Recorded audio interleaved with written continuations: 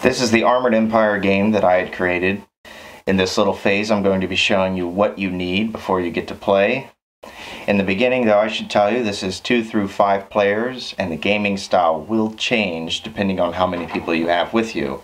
I'm going to show you in this video what it's like to play with 4 other people with yourself, total of 5 people, and any changes I can explain on a PDF file that I can send you through email. There is one thing that you will need that you do not have on this table as you're looking at, and that is the file which says the programs as they're delivered in between cycles. I will email you that and it'll be easily understandable. For now, I can tell you that 1 through 5 players will each have an Empire card. Red player is designated to go first and will be first to move in combat. Blue, green, black, and silver, which will obviously be player 5, designated to go last. You will need to hand all of these out to each of the individual players of the game. If by chance you have 4 people, you will cut out the black player and just put red, blue, green, and silver. 3, just as likely, cut out black and green to red, blue, and silver. As long as they're designated to go last and somebody's designated to go first, it'll be easily understandable.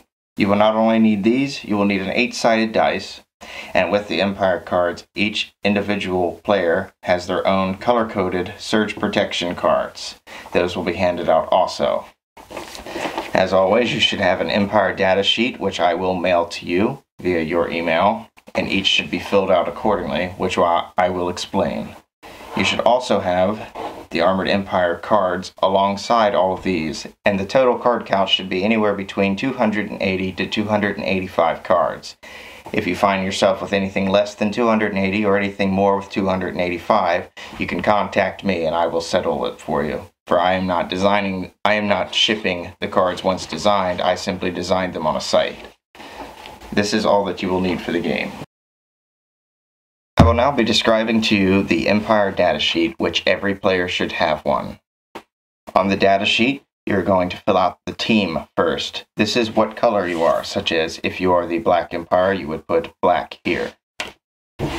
Upgrade points, standing for UGP on both the data sheet and the cards, are used as money to purchase programs, and also you fill the money out here. Everyone starts with 50. And in this box, if you need to do any subtractions or additions during the matches before you get to purchase anything in between cycles, you'd put that here and then bring the total up here. You can fill this out however you like, as long as everybody keeps to the same standard and nobody gives themselves any additional upgrade points. These are the 4 major attributes, and it's labeled attributes as such above them: strength, armor, speed, and luck. You can see on the luck portion here, it has a cap of 6, and all the rest are blank. In the beginning of a game, everyone will start with 1, so you will put a 1 dash on every single one of these attributes. If anyone moves up to 2, you do not have to race and write 2. You can put an extra dash if you like. It's completely up to you. And in these, I will explain what everyone does. Strength. When you use a base attack card, the 1 dash, as it says on the card, does 10 damage per point in your strength attribute. If I have 1 slash and I attack somebody with a base attack card, it does 10 damage. Likewise, if I have 2, it does 20. The armor is used for base defense cards, and you can read it on the card that for every point in your armor attribute, it protects against 10 damage. Therefore, if I'm attacked with 10 damage, I can use my armor base attack card with 1 slash, and I'll be able to protect from that 10 damage. Speed and luck are intertwined together. If you are attacked but do not have defense to use, or simply do not wish to, if you have a higher speed than the opponent who is attacking you, you can go for luck, which is capped off at 6 and used on an 8-sided die. So even with a top 6 out of 6 luck, you can only have a 6 out of 8 chance of actually dodging with speed. Like I said before, your speed has to be higher. There is no dodging if you have equal or lower speed than your opponent.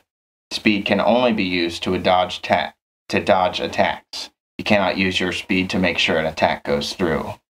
The final attribute, which is the largest of the game, is the hard drive. And here you can see hard drive capacity, which everyone will start with 300. I draw it right, yeah. Starting with 300 in the beginning is fair enough as far as I could tell from the testings, enough for everybody to use so many programs to actually have a fun game.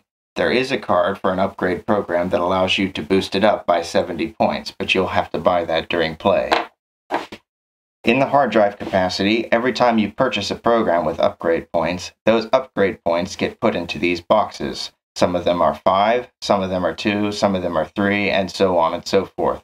Every time you purchase a program to go into your hard drive, you'll be looking at the upgrade points of what it costs.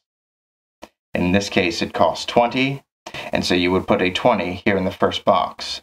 These boxes, once completely filled, you can fit no more programs, or if you meet your cap, which currently is 300, you cannot put anything else in your hard drive. The only way to get rid of programs in your hard drive is if they are deleting programs, which I will explain later. The next box here is your shield. Shield points for each point on your shield protect against 10 damage done to you. If you cannot defend, your shield must take damage for you. Once your shield is destroyed, that card is deleted, which I will explain later. Damage is the total gaining of the game. It's capped off at 1,000, which I know does seem like a lot, but trust me, it is not. For every 10 damage you take, you would put 10 in here, 20, like so. You take 30 more damage, you would make it 60, and you add it up till the person reaches 1,000. In a 5-player game, this would seem like a game could take forever. Average game time for Armored Empire is anywhere between 1 hour and 40 minutes to 2.5 hours, depending on the speed of everyone that's learning to play. This is the entirety of the Empire data sheet, very important to the gameplay, and I hope everybody sticks to the instructions I have explained. If you have any questions, feel free to contact me.